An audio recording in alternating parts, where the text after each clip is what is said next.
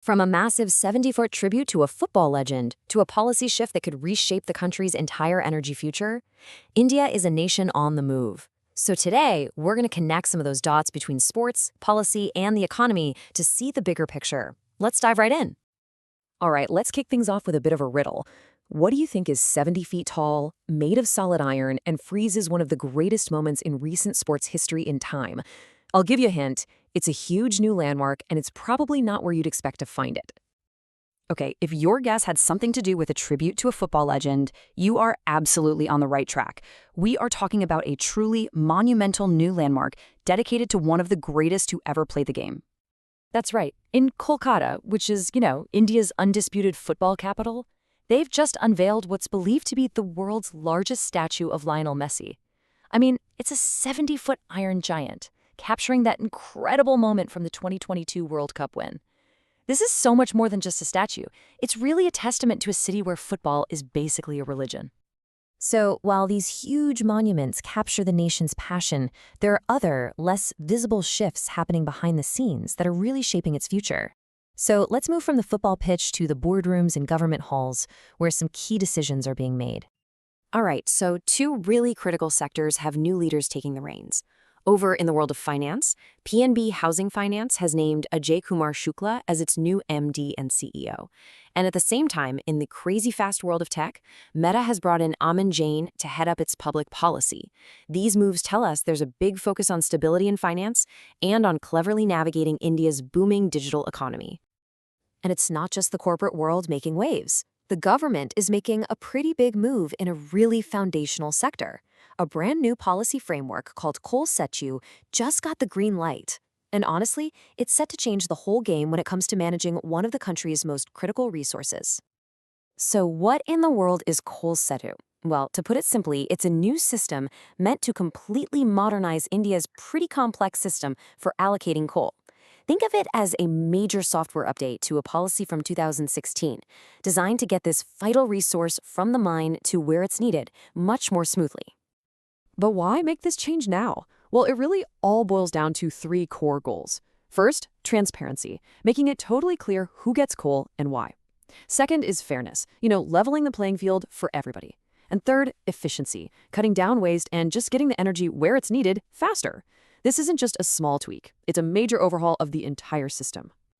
Okay, so you hear about all these big policies and corporate changes, but what does it actually mean for you, for your wallet? Let's zoom in on the economic pulse of the nation, because that's where these decisions really hit home. Here's a number that everyone, from top economists to everyday families, is keeping a close eye on: 0.71%.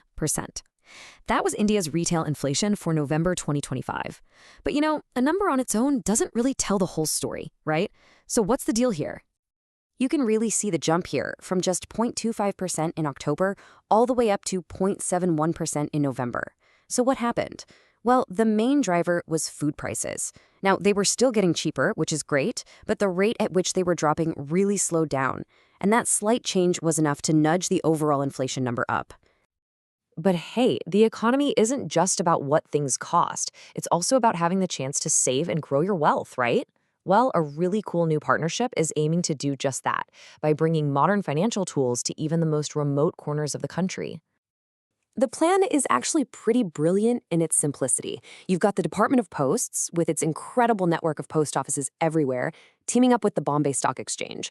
They're going to use the BSC's digital platform to offer mutual funds, so you could soon walk into your local post office and walk out with an investment.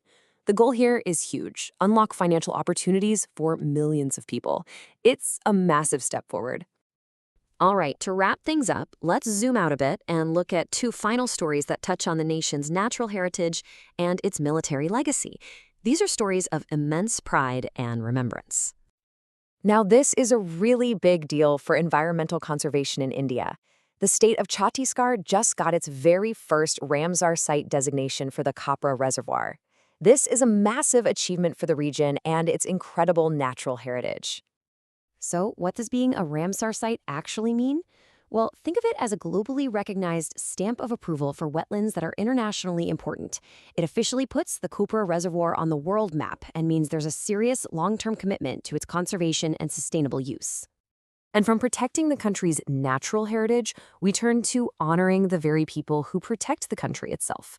We're talking about Vijay Divas, or Victory Day, a day that, as this quote says, commemorates the courage, strategic prowess, and humanitarian values of the Indian Armed Forces.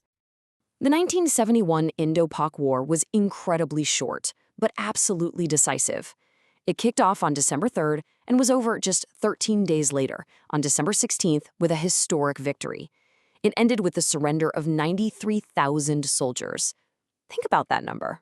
Ever since, that day has been celebrated as Vijay Divas, honoring the incredible valor and sacrifice shown back then. So there you have it, a snapshot of a nation in constant motion. We've seen a tribute built from iron, a new policy for a vital resource, and the powerful remembrance of a historic victory. It really makes you wonder, doesn't it? A statue, a policy, a memory. Which of these threads do you think will have the most lasting impact? Something to think about. Thanks for joining me.